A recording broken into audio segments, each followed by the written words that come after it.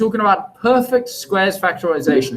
And this is a perfect topic because it's really handy. It's very useful. So a perfect square, guys, right, a perfect square is something which is, well, all of it is squared, like x plus a and all of that squared, or x minus a and all of that squared. So basically we have a way to notice or actually realize when something is a perfect square and to factorize it. So this all relies on the formula which says that when you have x plus a and all of that squared, well, x plus a and all of that squared, it really means x plus a times x plus a.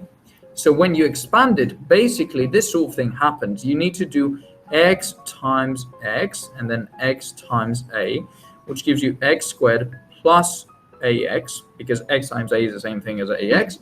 And then the next bit you will get by doing a times x and then a times a. So that gives you plus ax plus a squared. I know some of you know this stuff and you're keen to say, but hold off on that for now, please. So notice that from these two in the middle, we actually get 2 times of the same thing. So we get x squared plus 2 times a times x, and then plus a squared in the end. So basically, what is the key thing here? The key thing is to notice we've got something squared, then we've got 2 times something times x, and then we've got something else squared. So this is kind of the trick of noticing when something is a perfect square. So we'll see that in a second. We'll see how this works. Now, all I wanted to say is that the formula is very, very, very similar if you have a minus inside the brackets. So basically, if you have a minus inside the brackets, this plus will become a minus. So x minus a squared is equal to x squared minus 2ax plus a squared. So let's have a look at it. Let's have a look to see how you would actually use it backwards. So what does that mean? It means, how would you rewrite this expression here as something and all of that squared? That is the question, basically. That's what they want us to do here. So the trick is always to start by taking this middle number and dividing it by 2. So what is 10 divided by 2? 5. Brilliant. So let's go ahead and rewrite this problem as, well, this is going to be x squared, stays the same, plus, well, 10 is actually 2 times 5. So all I've done is I've rewritten it as 2 times 5. And then plus this final thing here, 25, we want to rewrite it as something squared. 5 squared. Brilliant. So now, thinking about this formula, which says when I have x plus a and all of that squared, that's equal to x squared plus 2ax plus plus a squared. Can you see what our a is in this case? Yes. It's 5. So we can actually rewrite this as x plus 5 and all of that squared.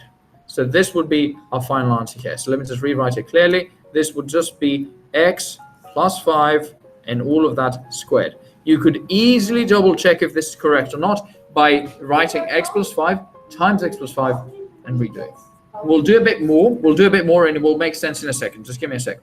So let's do one more with a minus. So here we've got a formula. So basically, what is the trick here? We need to remember, firstly, I'm going to write down the formula, that when you have x minus a and all of that squared, that's equal to x squared minus 2ax plus a squared. So the trick here relies on remembering this thing by heart. Obviously for today, you'll be using the formula from the textbook and then eventually you'll just memorize this formula. But here the trick is, once again, you take this middle number and divide it by 2. So minus 14 divided by 2 is minus 7. Yes, so we'll include the sign. So now all we have to do is rewrite this problem as x squared, that we keep as it is, minus, and I want to rewrite it as 2 times something. So 2 times 7 here times x. And then we have plus, and we want to rewrite this final thing as something squared. So that's 7 squared. That's it. So now here, notice the similarity between this blue thing down here and this black thing at the top. So we've got x squared minus 2 times something times x minus 2 times something times x, and then plus that something squared, plus that something squared. So this should tell you what your a is. It's 7. So it's like the formula at the top, but with a being replaced with 7. So if you replace a with 7, you can do that same thing on the left-hand side of the formula as well. So it's like having x minus 7 and all of that squared. So here you would rewrite this as x minus 7 and all of that squared. I know this seems a bit confusing and a bit strange to some of you, but after we do a few more, eventually it will all become a bit more clear. So basically we write down the formula with a plus or a minus, and then we try to rewrite the problem, the thing that's given us the expression, as that. Now, in some cases, it will be a little bit more tricky. We'll have like an extra step or something. But let me just do one more so everyone, to make sure everyone is on the same page, literally. Okay, so here we've got the formula, which is a minus b and all of that squared is equal to a squared. Sorry, actually, with an x. Today we're doing it with x. X minus a and all of that squared, that's equal to x squared minus 2ax plus a squared. So that's exactly what we've been given down here, but it's not necessarily in the perfect form, because remember, we need something squared minus 2 times something times x plus something squared. So we basically want to rewrite this whole thing using this format down here. Let's start with a 6. If you do this 6 divided by 2, it gives you 3. So we can go ahead and put a 3 here. Now, this thing here, this 9x squared, we want to rewrite it as something and all of that squared.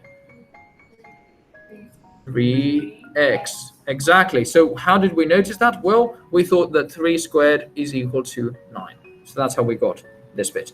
And then the final bit, how can we rewrite 1 as something squared? 1 squared, exactly, because 1 squared is 1. So we can put a 1 here.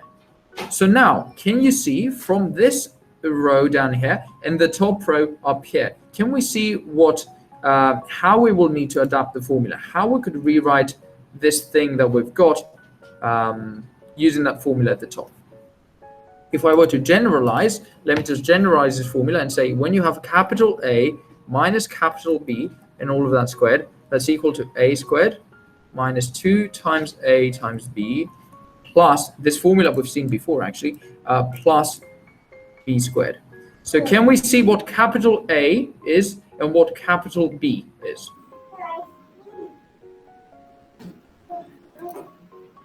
If I were to give you a bit of a hint, capital A would be given inside the first bracket, the first pair of brackets, and then capital B would be inside the last pair of brackets. So 3x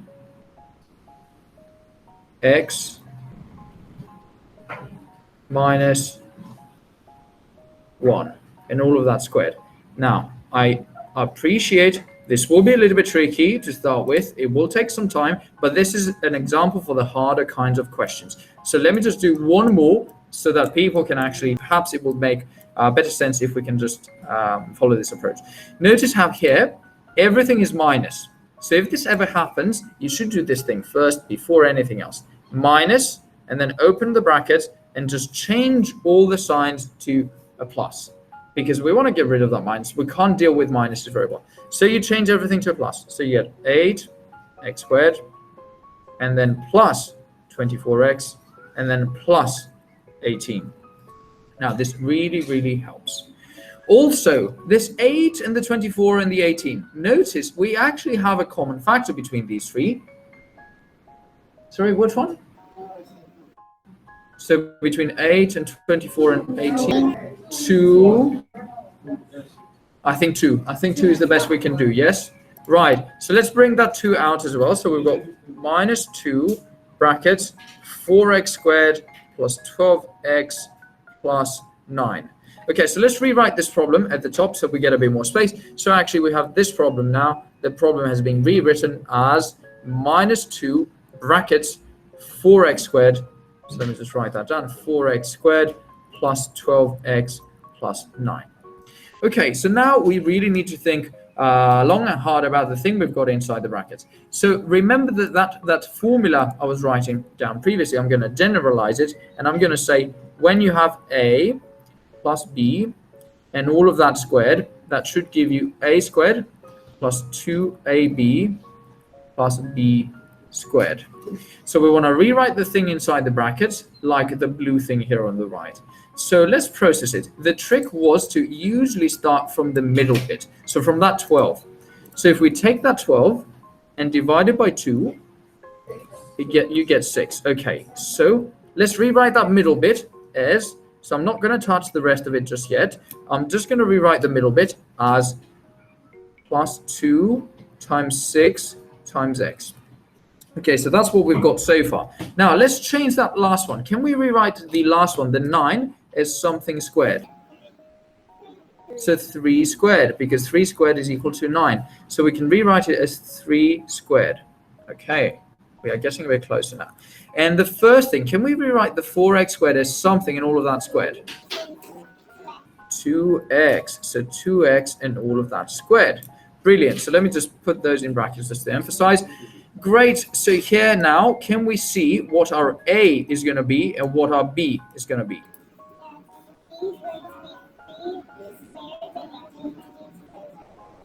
Great. So actually we need a -2 in front of everything, and then we open the brackets, and inside the brackets we will put the A plus B and all of that squared. So that would be 2x plus 3 and all of that squared. So I'm going to leave my screen open here. If anyone gets stuck on anything, feel free to ask me. I'll be happy to help here, guys. And I'm going to also stop the recording because I don't want it to drag too much.